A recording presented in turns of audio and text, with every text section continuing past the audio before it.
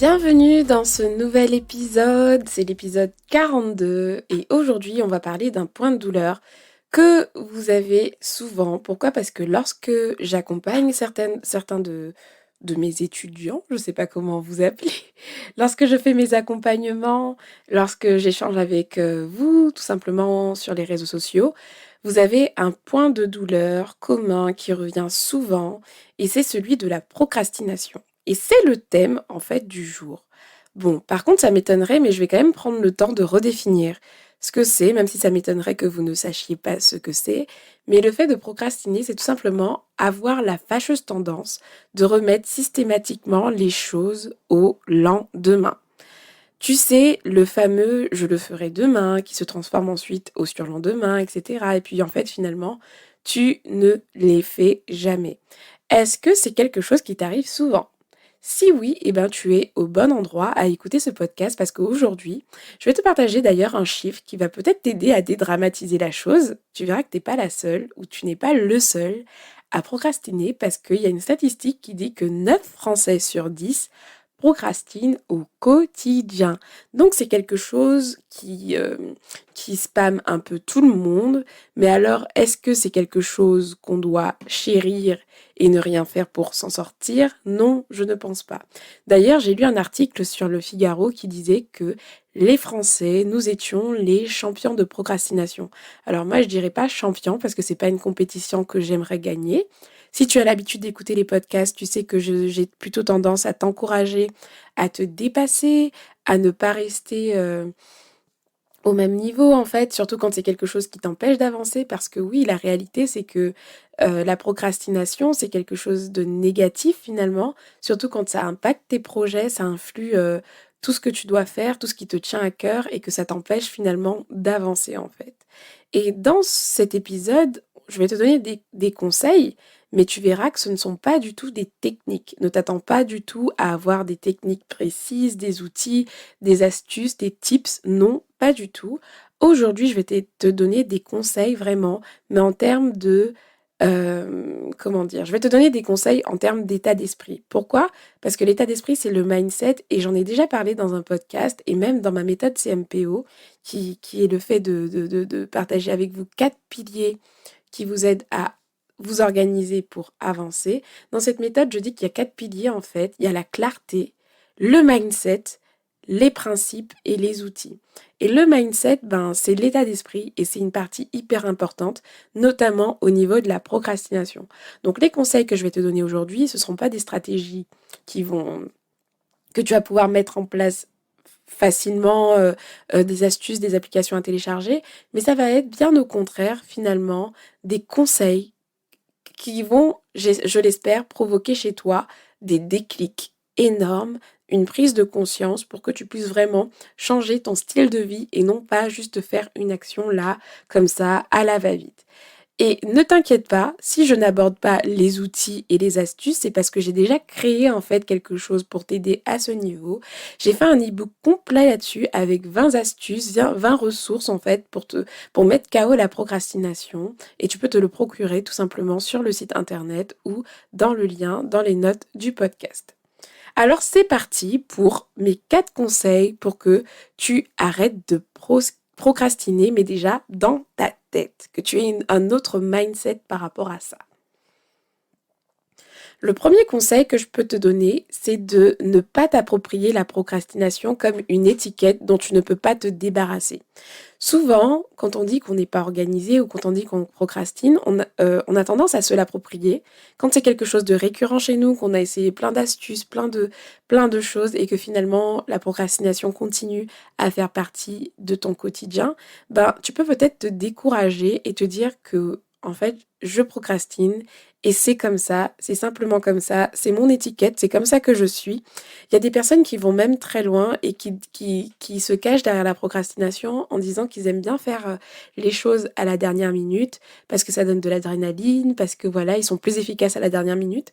Mais en réalité, moi je suis sûre que quand on creuse, quand on fait les choses à l'avance dans les temps sans procrastiner, il y a plus d'effets bénéfiques que le fait de les faire à la dernière minute. Bon, ça c'est mon avis. Mais ce n'est pas le sujet en gros.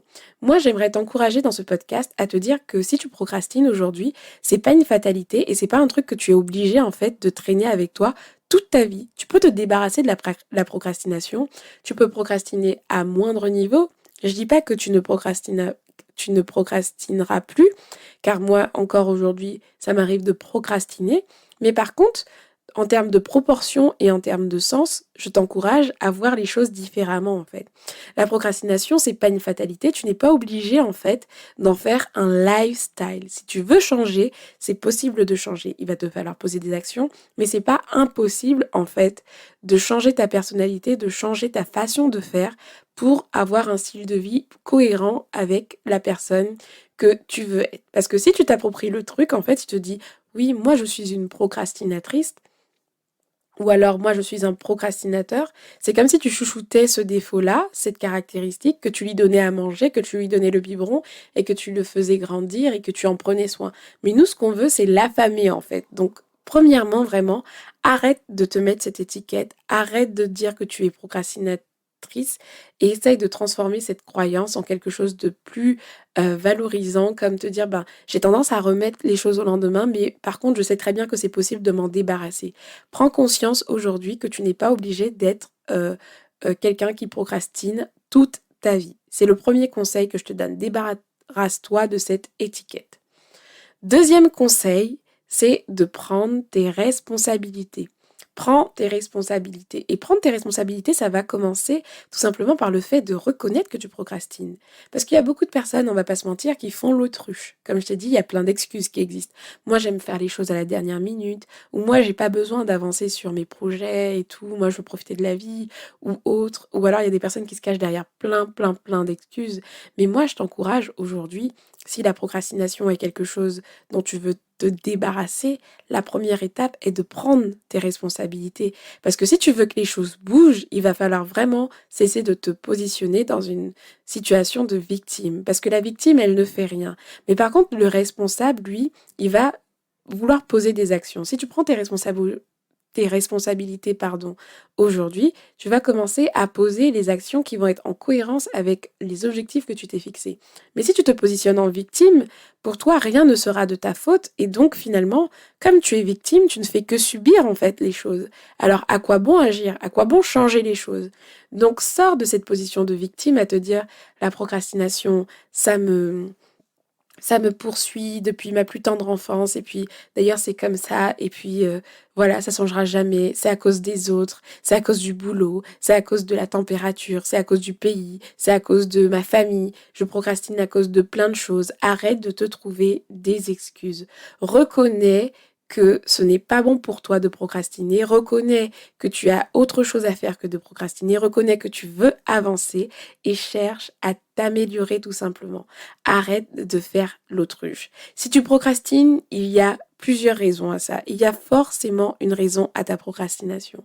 Dans l'e-book que j'ai créé spécialement autour de la procrastination, j'ai identifié 6 causes en fait de procrastination. La première, c'est la peur, la clarté aussi, le manque de motivation, le manque d'énergie, la distraction, l'absence de contraintes. Ça, c'est six choses en fait finalement qui causent en fait ta procrastination.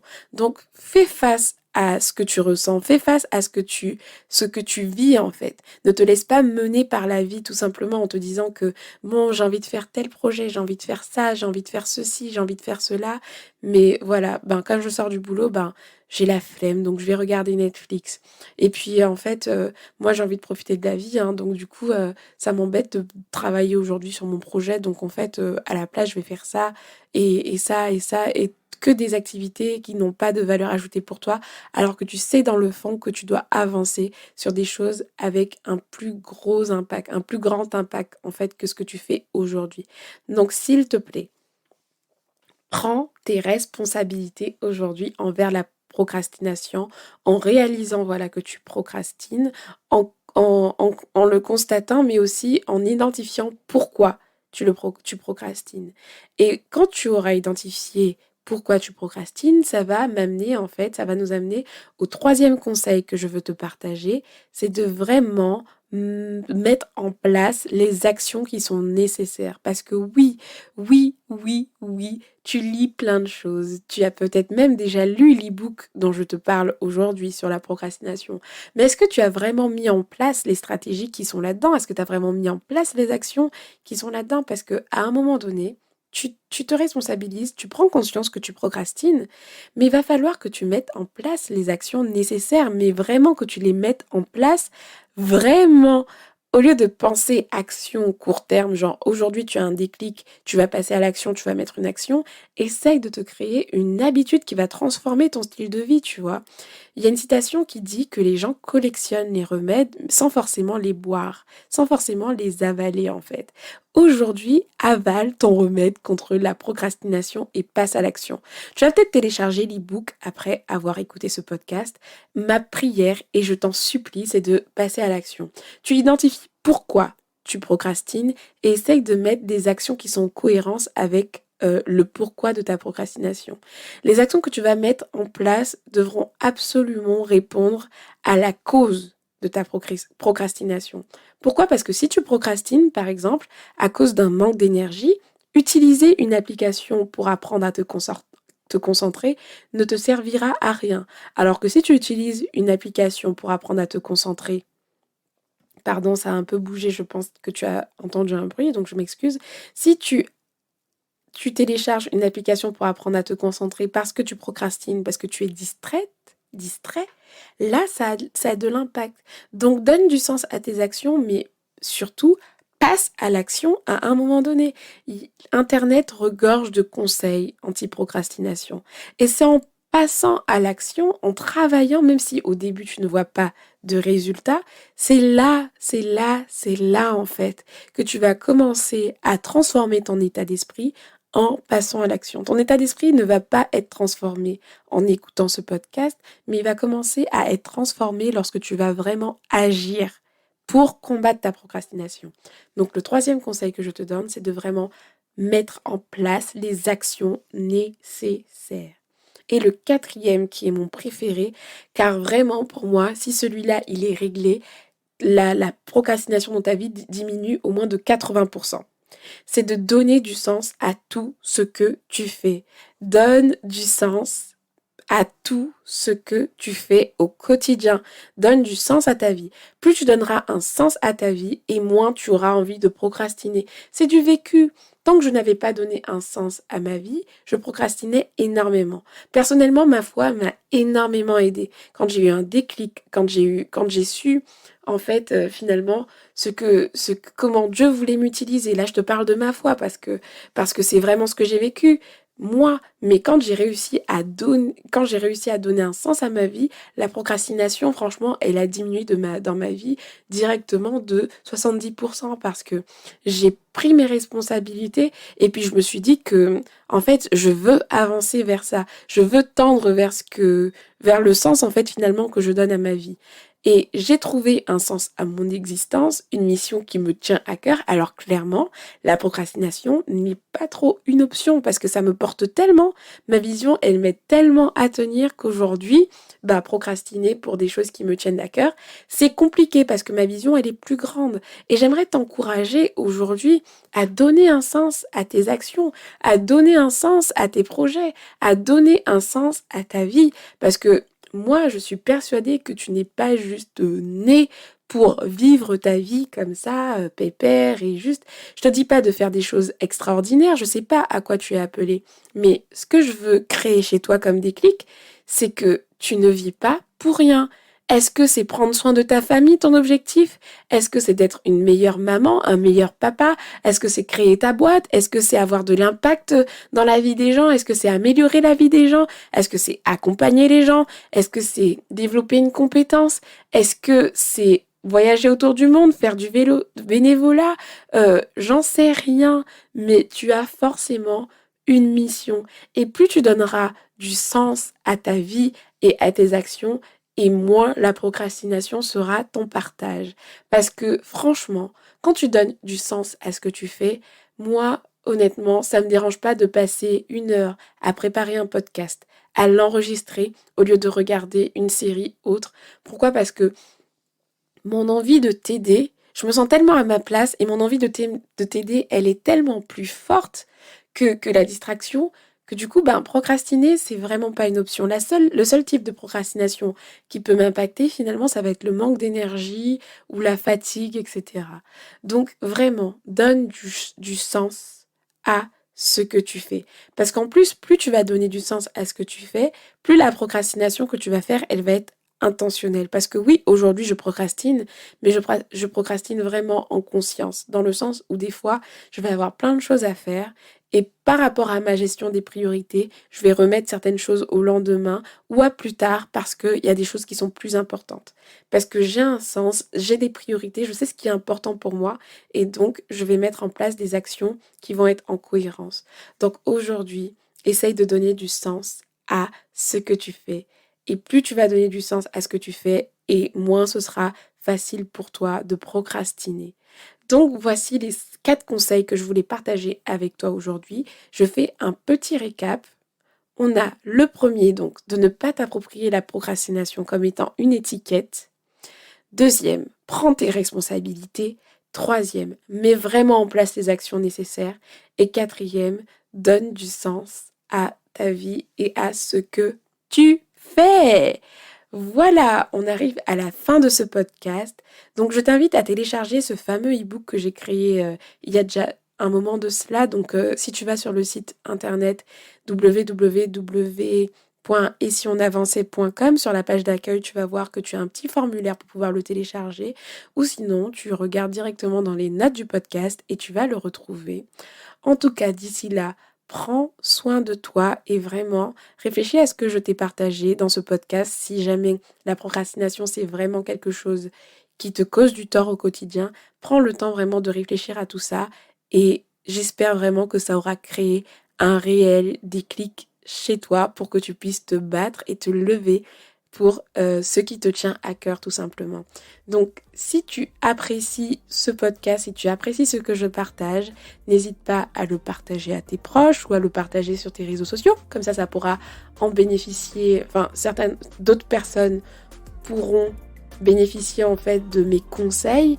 Et puis l'un des autres moyens qui permet en fait au podcast d'être mieux référencé, c'est tout simplement de laisser une note et un avis sur le podcast, sur la plateforme sur laquelle tu l'écoutes. Donc peu importe où tu l'écoutes, n'hésite pas à me laisser une note. Ça me ferait déjà premièrement hyper plaisir, mais ça aussi, ça m'aiderait également à faire connaître le podcast. Donc je te remercie de m'avoir écouté jusque-là. Encore une fois, prends soin de toi et je te donne rendez-vous dans un prochain épisode. Ciao, ciao! Là pour faire parce que vous n'avez plus à vous demander qu'est-ce qu'il vous faut, vous avez déjà toute la liste de ce qu'il vous faut et juste vous allez sur LinkedIn si c'est bon. Ensuite, par exemple, pour prendre un exemple qui est aux entreprises, vous pouvez avoir une liste pour l'arrivée d'un nouveau client. Par exemple, quelles sont les étapes à faire lorsque vous avez un nouveau client? Envoyer le kit de bienvenue, prévenir telle personne. Tout ça, vous les listez. Autre exemple, tout ce qui est procédure technique compliquée que vous allez peut-être déléguer en fait. Vous allez tout simplement lister toutes les procédures techniques, par exemple comment monter une vidéo, monter un podcast, et voilà, tout ça vous pouvez faire une checklist et que vous pouvez déléguer après. Vous pouvez aussi faire des checklists pour tout ce qui est délégable. Donc là, ça rejoint le dernier conseil, la dernière idée. Ensuite, pour les parents, checklist d'organisation d'anniversaire. Qu'est-ce qu'il faut faire? Qu'est-ce qu'il ne faut surtout pas oublier? Anniversaire ou événement pour les plus grands. Si vous êtes dans l'événementiel, checklist pour tous les événements en fait. Qu'est-ce qu'il ne faut surtout pas oublier? Dernier exemple de checklist aussi, checklist de naissance. Si vous êtes future maman, futur parent, et vous pouvez très bien faire une checklist pour la naissance de votre bébé. Qu'est-ce qu'il faut mettre dans le sac de naissance? Qu'est-ce qu'il ne faut surtout pas oublier, etc. Et comme ça, vous allez gagner en sérénité, en sûreté et aussi gagner du temps tout simplement. Donc voilà, c'est tout pour cet épisode que j'espère que vous avez apprécié. Je ne sais pas si vous connaissiez les checklists, mais en tout cas, je trouve que c'est un outil à ne pas négliger. En tout cas, comme je disais en début d'épisode, si vous souhaitez faire connaître le podcast, n'hésitez pas à le partager et à laisser une note. Sinon, pour me retrouver, je suis régulièrement sur Instagram, et si on avançait. N'hésitez pas à me rejoindre sur cette plateforme si vous avez découvert d'abord le podcast et pas le projet sur Instagram avant. Et puis, l'autre rendez-vous aussi, c'est la newsletter. Donc, lorsque vous inscrivez à la newsletter, vous pouvez avoir un petit cadeau de bienvenue. Donc, il y a le workbook sur les techniques de procrastination, anti-procrastination, un workbook sur la concentration et un autre qui donne accès à une bibliothèque privée avec des contenus pour vous aider à vous organiser. Donc, si ça vous intéresse, n'hésitez pas à vous inscrire à la newsletter et tout se trouvera dans les notes du podcast. Donc d'ici là, prenez soin de vous et je vous donne rendez-vous au prochain épisode. Ciao ciao!